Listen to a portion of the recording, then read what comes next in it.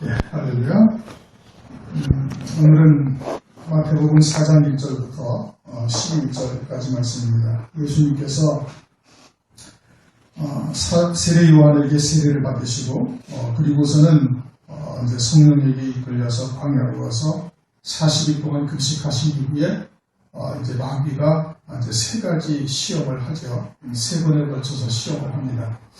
이렇게 세 번에 걸쳐서 시험을 하는데 문제는 예수님이 40일을 금식을 하신 것이나 이처럼 마귀에게 시험을 받으셔야만 하나님의 아들로서 공생애를 사역하실 수 있는 게 아닙니다.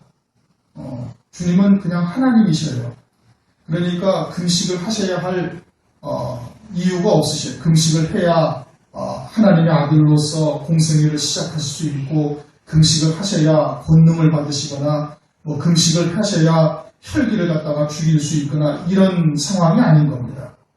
그 주님은 하나님의 아들로서 금식하시고 마귀에게 시험을 받으신 거예요. 그것은 전부가 다 우리의 구원과 다 관계가 되어지기 때문에 그러는 겁니다.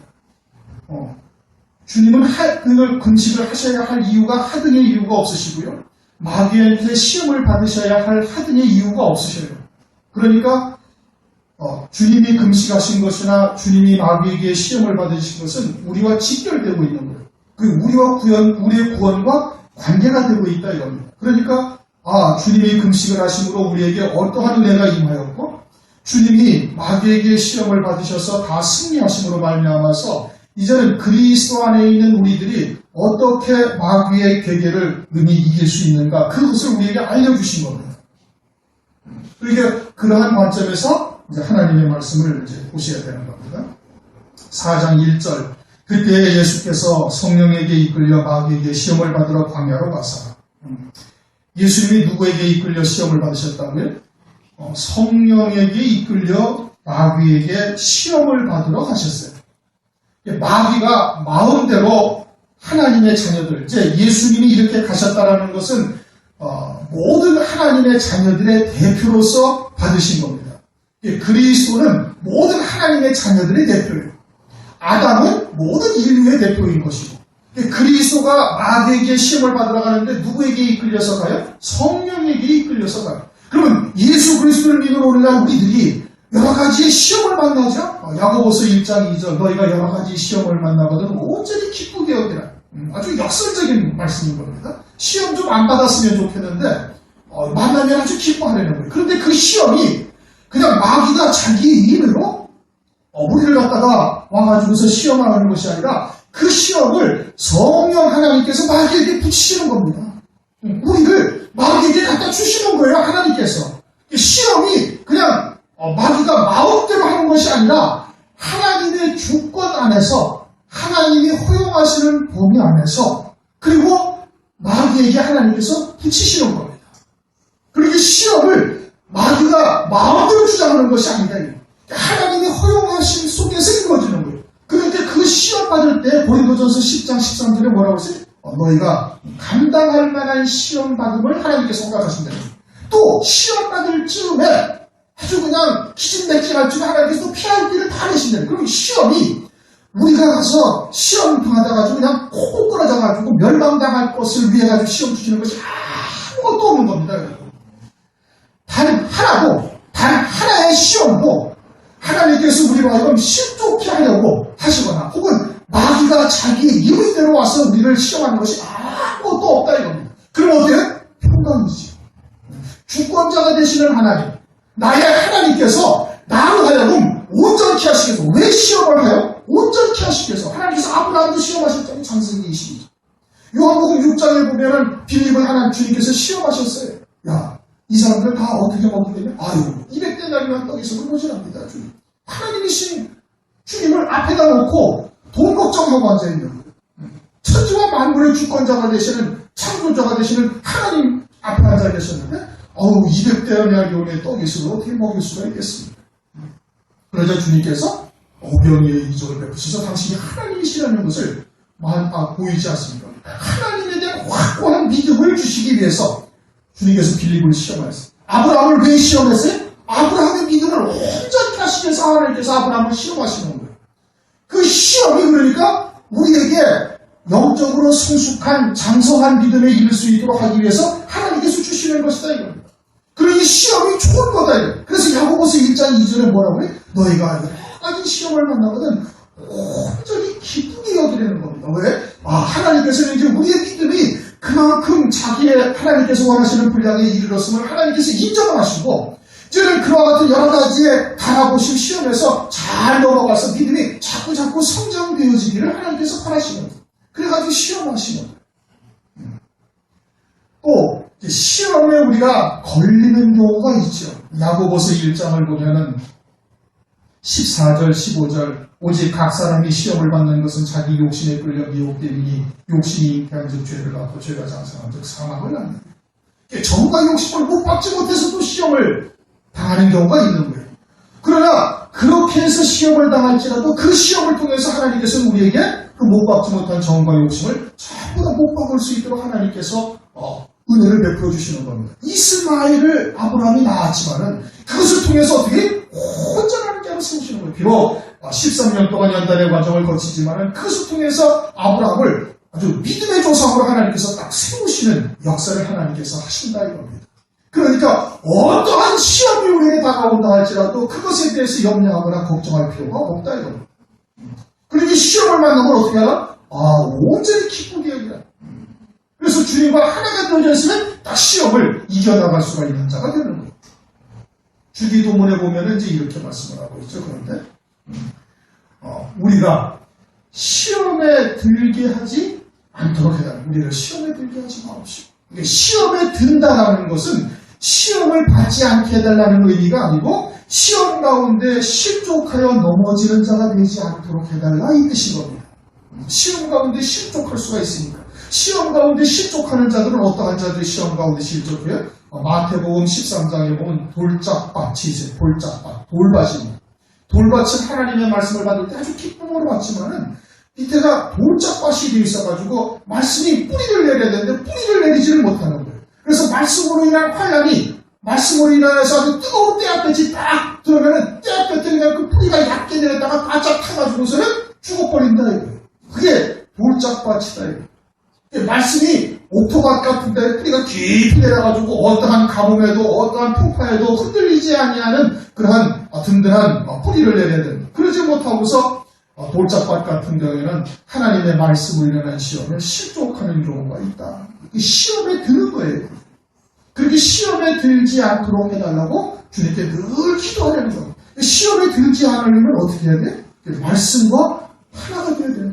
믿음으로 하나가 되어졌으면 이제는 그와 같은 시험을 내가 싸우는 것이 아니라 그리스도 안에 있으니 그리스도께서 그 시험을 감당하시는 거예요. 그래서 넉넉하게 이길 수 있게 하신다 이겁니다. 시험은 마귀가 임의로 주관하는 것이 아니라 성령에게 이끌려 마귀에게 시험을 받으러 가셨어요. 그것은 그리스도 안에 있는 우리들도 성령에게 이끌려 하나님께서 마귀에게 허용을 하시는 거예요. 시험당함을 우리에게 허용하시는 거예요. 그것을 통해서 우리를 어떻게 하려고? 온전히 하시려고 하나님께서 시험하신 거예요. 아주 장성한 믿음의 분량에 이르기 위해서. 그래서 시험이 좋은 거예요, 나쁜 거예요? 좋은 거다. 때로는 우리가 육신을 입고 있기 때문에 육신의 정욕, 안목의 정욕, 이생의 자랑으로 우리가 시험에 들 수도 있어요. 마귀로부터 시험을 받을 수도 있는 거예요. 그러나 하나님께서는 비록 그러할지라도 그것을 통해서 더욱더 온전한 자로 하나님께서 세우신다 이거예요. 이스마엘의 경우가 바로 그와 같은 것이죠. 그러므로 시험은 반드시 받아야 되는 겁니다. 근데 시험은 성령으로 이끌려 마귀에게 하나님께서 붙이시는 것이다. 그러니 아주 걱정할 일이 없다. 시험 당할 쯤에 또한 피할 길을 내시고 감당할 만한 시험만 하나님께서 우리에게 허용을 하신다는 겁니다. 그래서 성령에게 이끌려 마귀에게 시험을 받으러 광야로 가사 40일을 밤낮으로 금식하신 후에 들으신지라. 이제 서두에도 말씀을 드렸던 것처럼 예수님은 40일을 금식을 하셔야 하나님의 아들로서 자격을 갖추시는 것이 아닙니다. 혈기가 왕성해서 혈기를 죽이려고 40일 금식하신 것도 아니에요. 어떤 권능을 받으시려고 40일 금식하신 것도 아니에요. 주님은 하나님이시기 때문에 전혀 그러실 필요가 없어요. 그러면 40일을 금식을 하신 이유가 뭐예요? 그것은 우리를 위해서 하시는 거예요. 오늘날 우리들이 예수 그리스도 안에서 이제는 온전한 양식을 먹는 자가 되는 거예요. 왜? 당시에 하나님의 백성들, 유대인들, 바리새인들과 사두개인들은 하나님의 말씀을 가지고 있지만 그 말씀이 그들에게 참 양식이 되어 있지 못한 거예요. 열매 맺는 삶을 살지 못하고 늘 굶주려 죽여서 죽는 자들이 되어져 있던 겁니다. 그래서 그렇게 죽여서 죽는 자들, 그 하나님의 말씀을 잘못 알고 있었죠. 사두개인이나 바리새인이나 다 하나님의 진리가 무엇인지를 깨닫지 못하고 있던 거예요. 하나님의 말씀에 하나님의 뜻이 무엇인지를 알지 못하고 있었던 거예요. 율법을 주신 참 뜻이 무엇인지, 율법과 계명을 주신 하나님의 그 의도가 무엇인지를 알지를 못하고 그저 문자적인 의미로 하나님의 말씀을 천천히 지켜 행하든지 아니면 세상에 복된 것을 쫓아서 그와 같은 신앙을 갖고 있든지 그와 같이 해서 전혀 열매 맺지 못하고 하나님의 말씀이 그들에게 참 양식이 되고 있지 못하니까 주님께서 그 양식 먹지 못하는 굶는 것을, 굶어 죽고 줄인 것을 그래서 주님이 다 대신하신 것이다. 주님의 피 흘리심도 우리를 대속하신 것이고 대신하신 것이고 주님의 금식도 우리를 대신하신 것이에요. 그래서 이제는 그리스도 안에서 이제는 진리가 무엇인지 우리가 참 양식이 무엇인지를 깨달아 먹을 수가 있게 되어진 것이고 아울러서 하나님의 말씀으로 다른 영혼들을 살리는 것이 우리에게 진정한 양식이 되는 것이니 주님이 요한복음 4장에 그러셨잖아요. 내게는 너희가 알지 못한 양식이 있느니 주님의 양식은 뭐예요? 그래서 아버지의 뜻을 이루는 것이고 아버지의 뜻은 마지막 날에 하나님의 자녀들을 다 살리는 것이고 그래서 복음과 진리를 증거해서 그들의 영혼을 살리고 그들의 영혼이 열매 맺는 삶이 되어지고 그것이 주님의 양식이라 이겁니다. 그 주님의 양식은 곧 우리의 양식임을 말하는 거예요. 그러니 그와 같은 양식을 우리가 먹을 수 있는 자가 됐다 이겁니다. 왜? 주님께서 다 금식을 하셨기 때문에 굶어 죽는 양식을 먹지 못해서 굶어 죽는 굶주림을 다 대신하셨기 때문에 이제는 그리스도 안에 있는 우리들은 참 양식을 먹을 수 있는 자가 되어지고 그래서 오늘날 이제 믿음으로 열매 맺을 수가 있게 되어져 있고 복음과 진리의 말씀을 증거해서 다른 영혼들을 살릴 수가 있는 것이고 그들로 하여금 장성한 분량을 이룰 수 있는 자가 되게 하셨다 이겁니다. 그것이 주님이 금식하신 이유예요. 주님은 하나님의 아들이시기 때문에 금식을 하셔야 할 이유가 하나도 없으신 거예요. 그런데 오늘날 많은 그리스도인들이 또는 주의 종들이 금식을 하는데 그 금식은 육에 속한 금식을 오늘날 많이 하고 있다. 혈기를 죽이려고 40일 금식을 한다면 그것은 주님이 40일 금식하신 이유가 뭔지를 잘 모르는 겁니다. 어떤 영적인 능력을 받기 위해서 40일 금식을 한다면 그것은 주님이 금식을 하신 40일의 의미를 깨닫지를 못하고 있는 거예요. 그렇게 주님처럼 나도 40일 금식한다면 큰 오해인 겁니다. 우리 인생들은 아무도 주님처럼 40일 금식을 할 수가 없도록 되어 있는 거예요. 이 40일 금식을 하신 이유가 무엇인지 우리가 잘 깨달아야 되는 겁니다. 오늘날 그로 말미암아 우리가 참 양식, 열매 맺어서 영생의 열매를 맺을 수 있는 자로 우리가 되었다. 그것을 지금 말씀을 하고 있는 겁니다. 40일 밤낮으로 금식을 하신 우리의 줄이신 자. 3절 시험하는 자가 예수께 나와서 가로되 시험하는 자가 누구예요? 마귀예요. 그런데 왜 1절에는 마귀라고 말씀을 하셨는데 3절에서는 왜 마귀라고 말씀을 하지 아니하셨어요? 이제 시험하는 자가 마귀를 통해서 여러 가지의 형태로 우리에게 다가오는 겁니다. 이제 이러한 시험을 그것은 가족일 수도 있고 이웃일 수도 있고 친구를 통해서도 이와 같은 시험을 우리에게 할 수도 있는 거예요. 그 뒤에는 누가 있어요? 마귀가. 그렇다고 그 이웃이나 가족이나 친구가 마귀라는 얘기는 아닙니다. 육에 속해서 자기는 별 생각 없이 우리에게 여러 가지 이야기를 하거나 또는 충동질을 하는 것이지만 그 뒤에서는 마귀가 그의 그 육체를 통해서 우리에게 역사를 하고 있는 것이죠. 그의 마음을 주장해가지고. 그래서 시험하는 자가 예수께 나와 가로되 네가 만일 하나님의 아들이어든 명하여 이 돌들이 떡덩이가 되게 하라. 지금 요지가 뭐냐면 네가 하나님의 아들이냐? 그러면 이 돌멩이를 갖다가 떡으로 만들어버려. 너 40일 금식했지? 배고프지? 그러니까 이 금식한 거, 이 떡덩이 돌멩이를 갖다가 떡으로 만들어서 먹어라. 그런 뜻이에요. 그래갖고 주님이 그렇게 했어요? 안 했어요? 안 했어요. 만약에 우리에게 마귀가 그러한 생각을 준다면은 그러면은 내가 신실한 하나님의 일꾼이라는 것을 증명하기 위해 가지고 너 하나님을 진짜 믿고 있지? 그럼 믿고 있지. 그러면 네가 한번 어쩌고 저쩌고 한번 해봐. 그래가지고 그러한 마귀의 말을 듣고 내가 하나님의 신실한 헌신하는 하나님의 일꾼이라는 표로 마귀가 원하는 대로 딱 행동하면 어떻게 되는 거예요? 그 마귀한테 친 겁니다. 주님은 마귀가 원하는 대로 행하지 아니하는 거예요. 우선 첫째는 그게 중요한 거예요. 마귀의 말을 들을 필요가 없다 이겁니다. 마귀가 의도하는 대로 우리가 가야 할 이유가 하나도 없는 거예요. 자꾸 그날 마귀의 말에 우리의 마음과 생각이 빼앗기니까 여러 가지 그 다음으로 마귀가 또 역사하고 또 역사하는데 그냥 마귀한테 침체가 되고 빠져가지고 헤매는 경우가 왕왕 있는 거예요. 마귀의 말이다. 이것은 하나님께서 우리에게 주시는 성령으로 말미암으시는 강한 감동의 역사가 아니다라고 하면 아예 그러한 것에 귀를 기울일 필요조차가 딱 없다 이겁니다. 그 주님이 마귀가 원하는 대로 행동해서 안 한 거예요. 하지 아니하신 거예요. 거기에 우리가 동요하거나 움직여야 할 이유가 하나도 없다 이겁니다. 마귀는 무엇을 가지고 시험해요? 먹을 것, 입을 것, 마실 것 가지고 우리에게 하는 겁니다. 그래서 이제 첫 번째는 지금 이제 지나갔고, 두 번째, 마귀가 무엇을 가지고 시험해? 떡덩이를 가지고 시험하는 거예요. 그래서 늘 우리의 생각이 어디에 딱 몰두하게 만드네? 나 먹을 것, 입을 것, 마실 것에 딱 몰두하게 만드는 거예요. 뭐 고난으로 한다든지, 또는 풍요롭게 해서 거기에 푹 빠져있게 되든지. 그래가지고 그 물질적인 것, 재물에 관한 것, 또는 세상에 관한 것이 모든 신앙의 목적이 되게 하는 거기서 헤어나오지를 못하게 하는 것이 마귀의 수작인 거예요.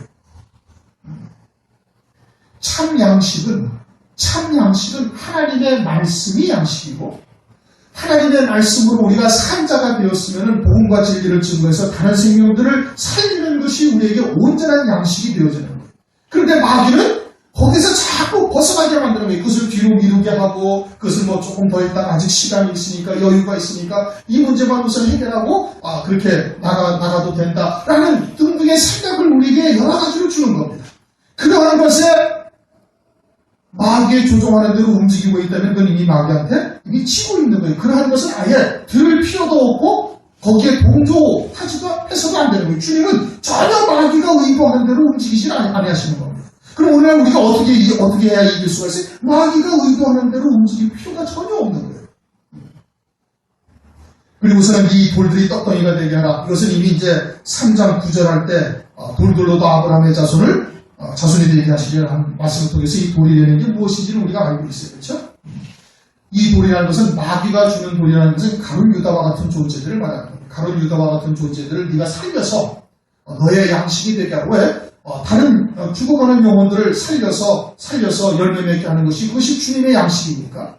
그러니까 이 가룟 유다와 같이 하나님의 백성이 아닌 자들도 살려서 양식이 되게 하니까 주님께서 그렇게 하지 아니하셨다 이겁니다. 그것은 이제 지난번에도 말씀을 드린 것입니다. 4절 예수께서 대답하여 가라사대 기록하였을 때 사람이 떡으로만 살 것이 아니요 하나님의 입으로 나오는 모든 말씀으로 살 것이니라. 이제 우리가 이 말씀을 보면서 흔히 오해하는 것이 마귀의 괴계를 하나님의 말씀으로 물리쳤다. 아니요, 그것이 중요한 게 아닙니다.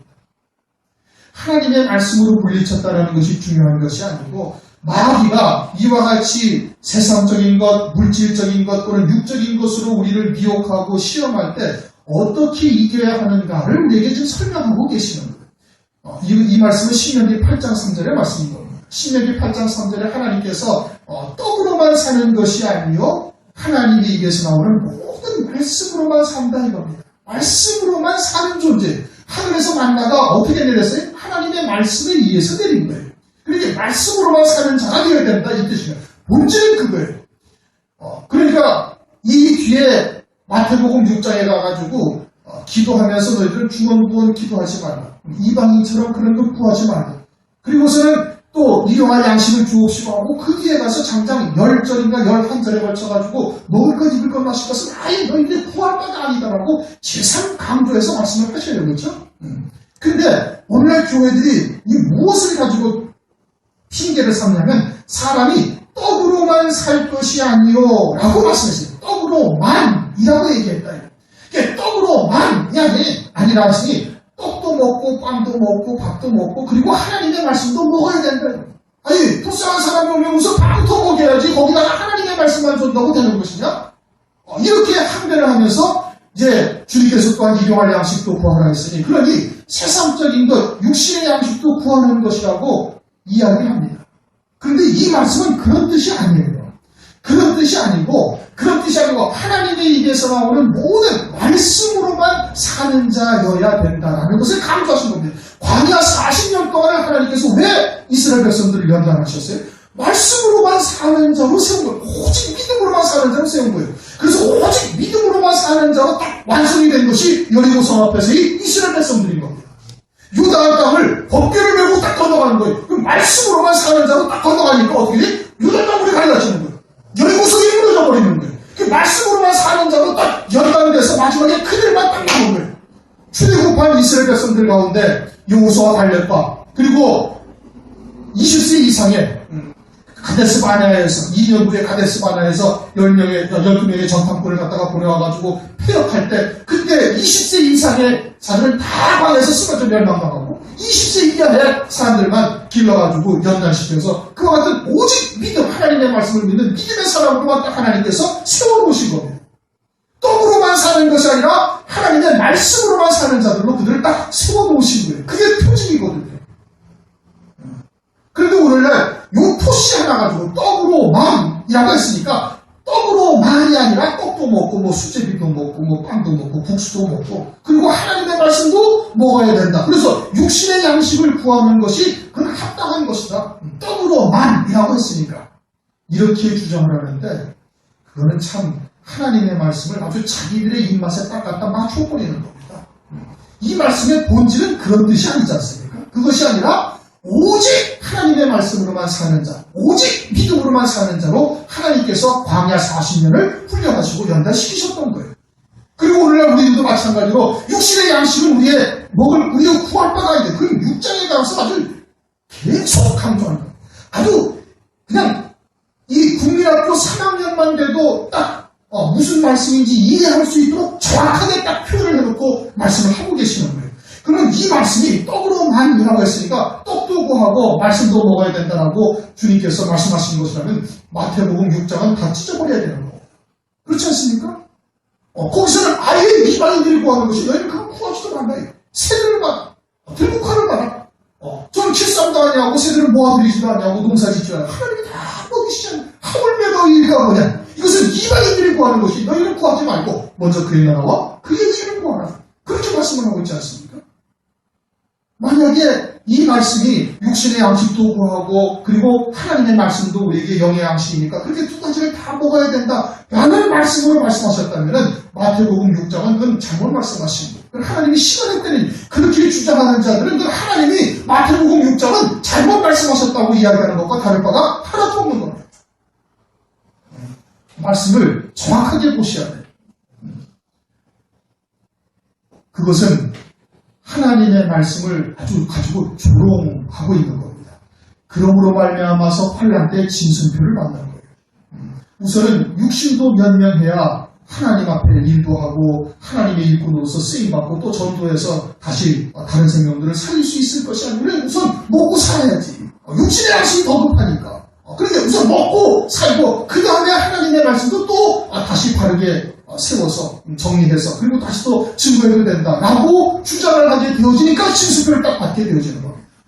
이 말씀을 잘못해서 성공으로 말미암아서 짐승표를 받고 영원한 멸망에 처해지는 게 되어지는 거예요. 만약에 이것이 그런 뜻이라면 마태복음 6장은 주님께서 크게 실수하신 겁니다. 여러분.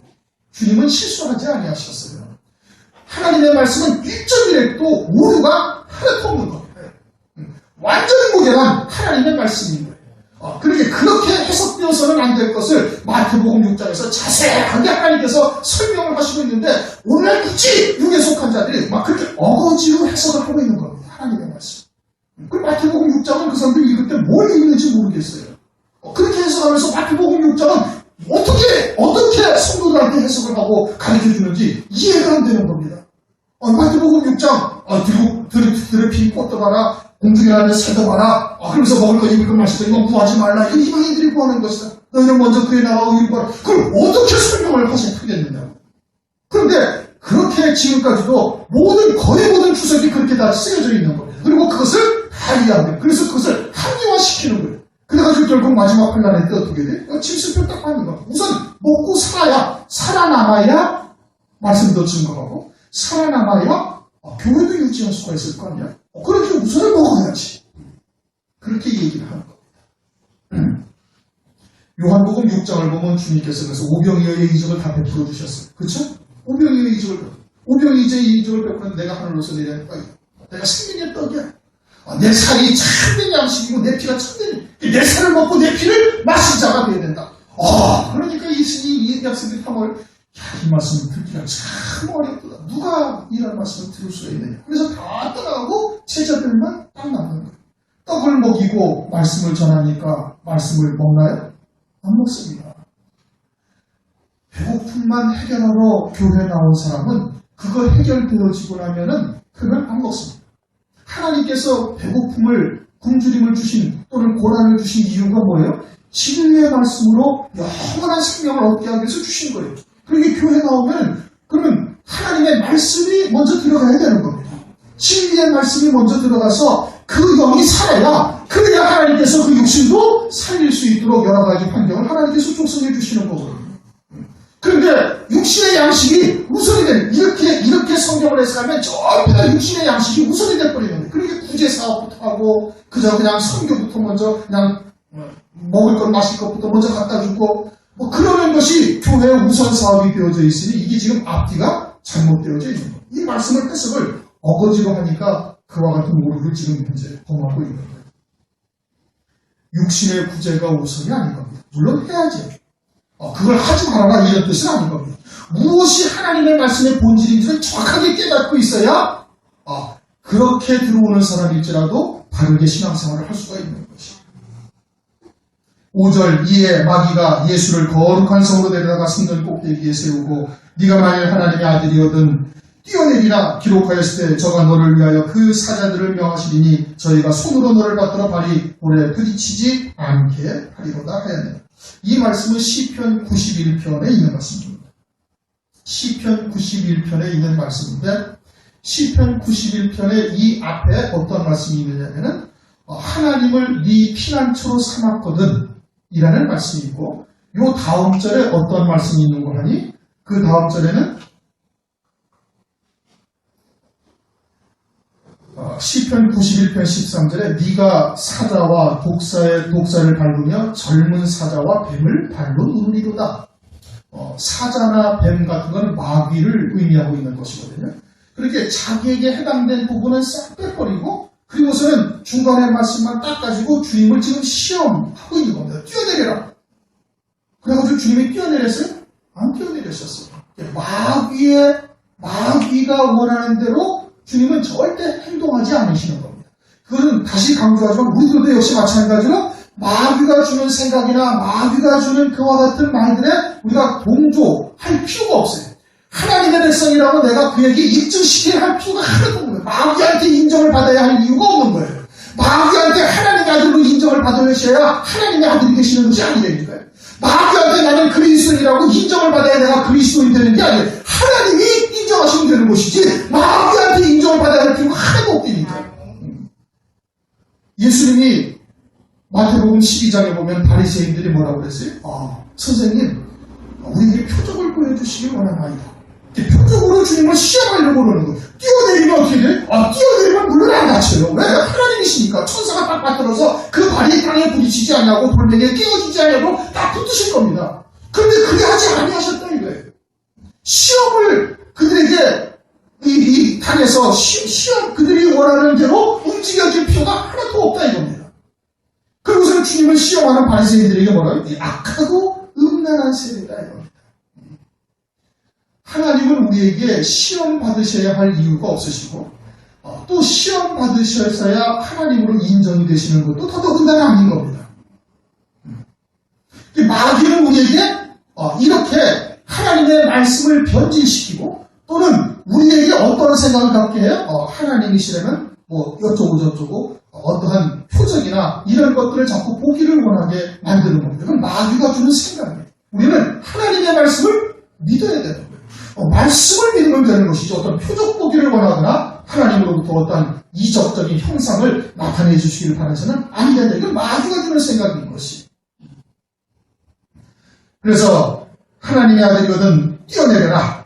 기록하였을 때 저가 너를 위하여 그 사자들을 명하시니 저가 손으로 너를 받들어 발이 볼에 부딪히지 않게 하시리로다. 마귀는 하나님의 말씀을 가지고 하나님의 자녀들을 시험을 합니다. 하나님의 자녀를 가지고 하나님의 말씀을 가지고 하나님의 자녀들을 시험을 하되 그 하나님의 말씀의 본질을 왜곡하여 증거하고 또는 그런 것으로 하나님의 자녀들을 시험하는 거예요. 그러니까 하나님의 말씀의 본질, 진리가 무엇인지 우리가 정확하게 깨닫고 있어야 되는 거예요. 가장 많이 하나님의 자녀들을 갖다가 미혹하는 것이 뭐예요?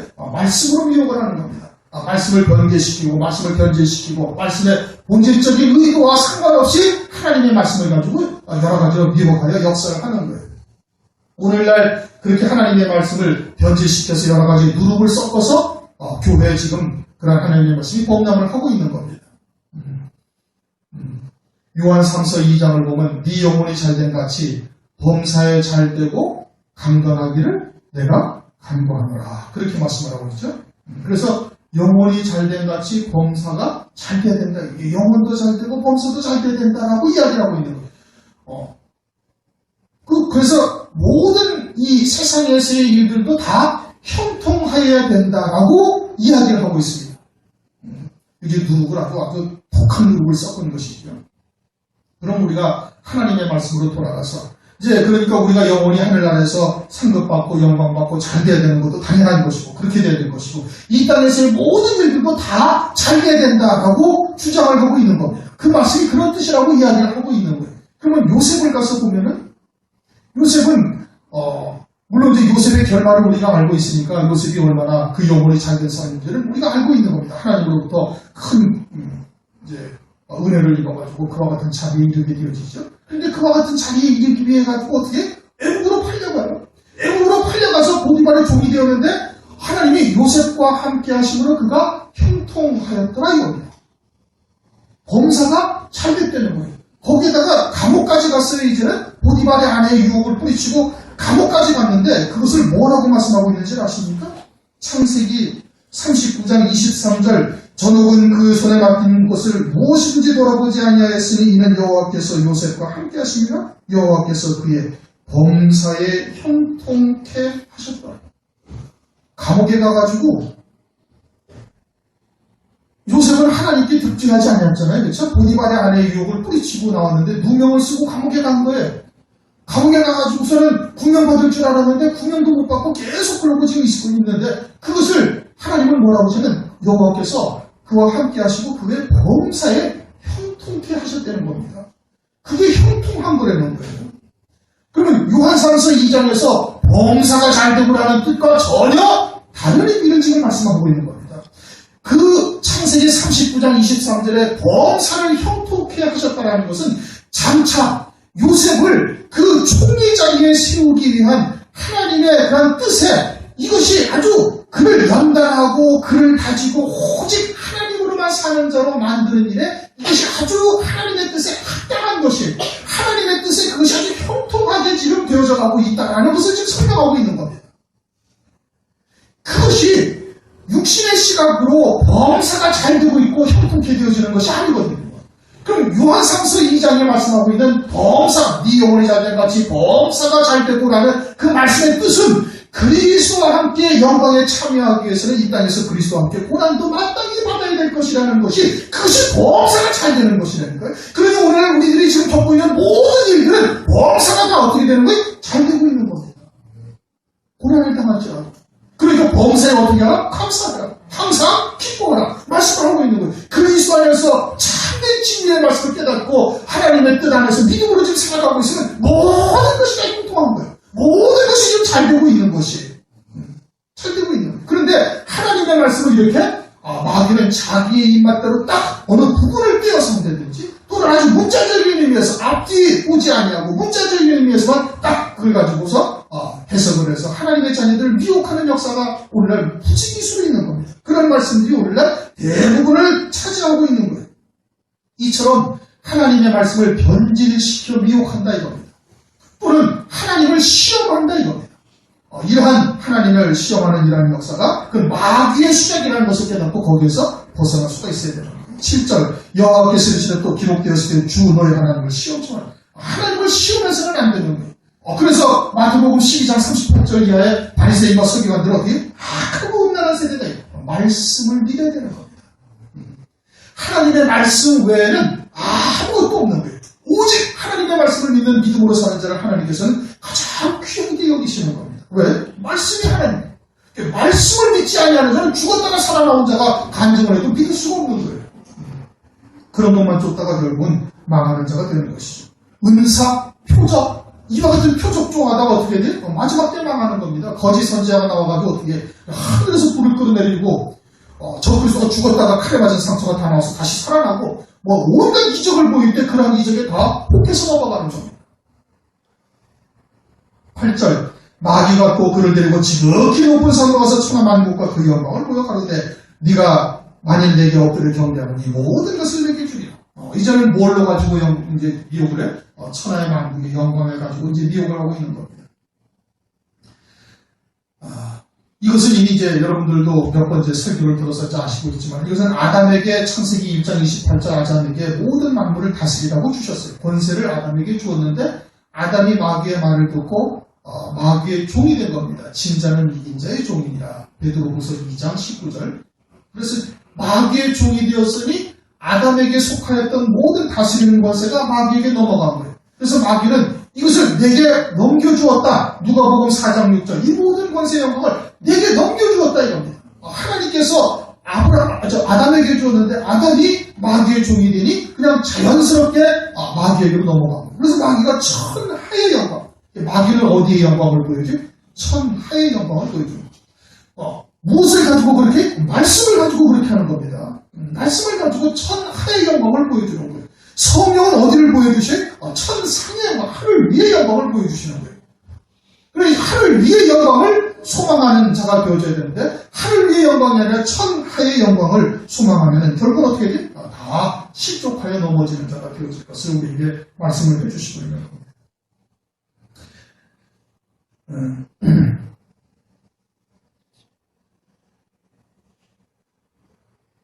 오늘날 하나님의 말씀이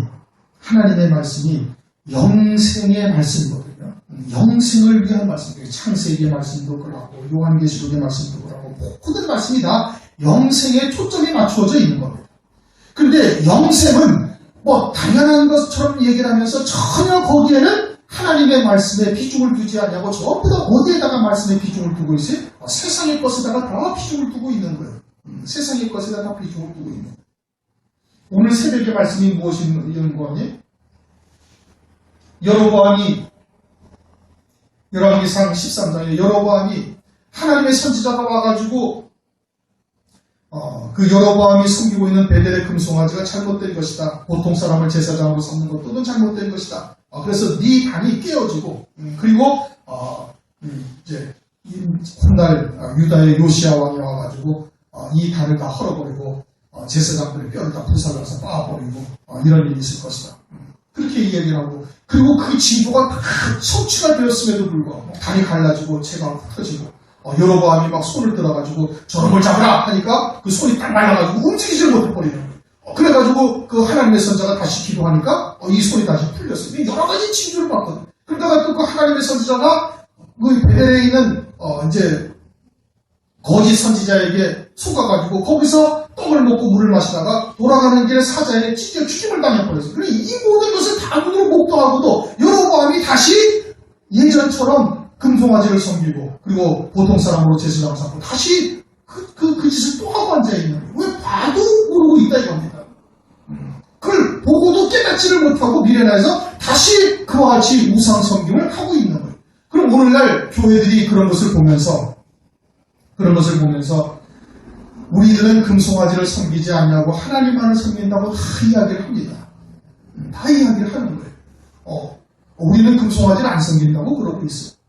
그런데 구약의 그와 같은 것을 통해서 구체적으로 이렇게 신앙생활을 하면은 그것이 너희들은 금송아지를 섬기는 것이라는 것을 구약을 통해서 그림자로 교훈을 해주는 것이지.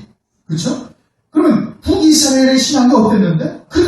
우리는 이새의 아들에게서 업이 없다 이겁니다.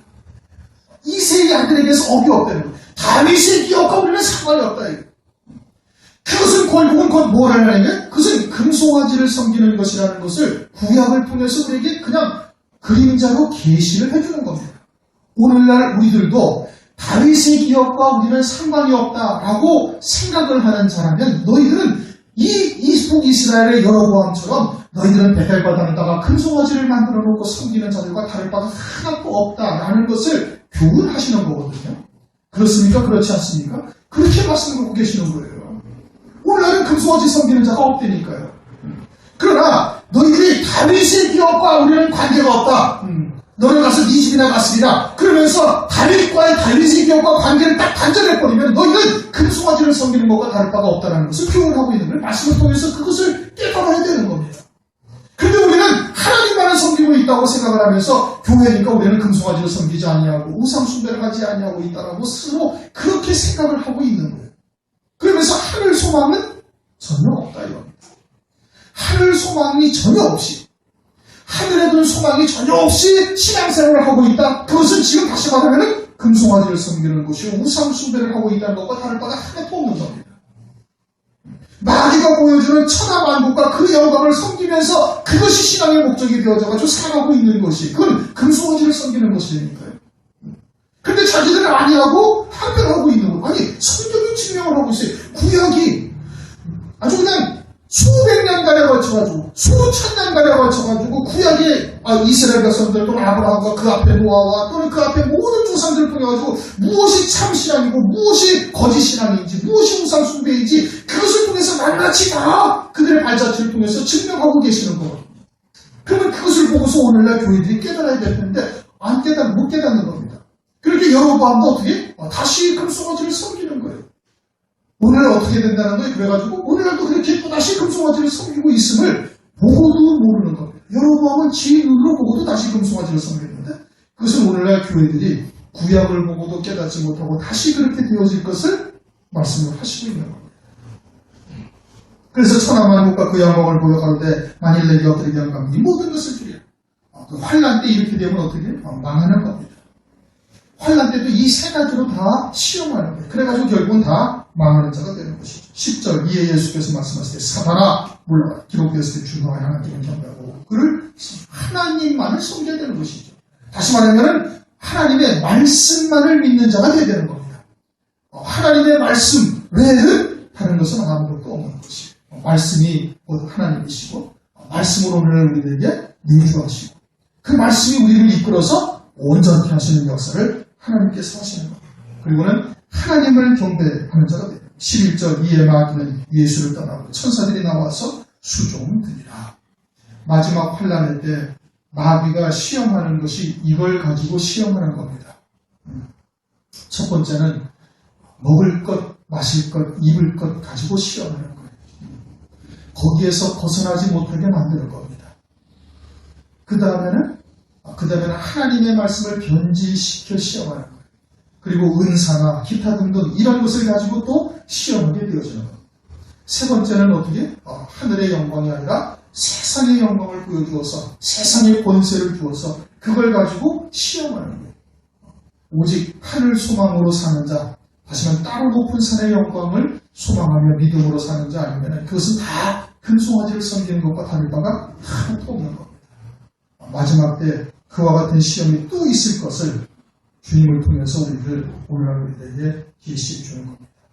그리고 아울러서 시험은 어떻게 시험의 주관자가 누구라고요? 하나님이신 거예요. 그러니까 시험을 당할 때, 시험을 겪을 때 겁날 것도 그리고 두려워할 일도 아니에요. 야고보서에서는 오히려 어제를 기쁘게 여기를 하시니 그러한 시험을 통해서 우리의 믿음이 하나님의 저울에 달아보시면서 아주 미달되지 아니하도록 하셔야 될 겁니다.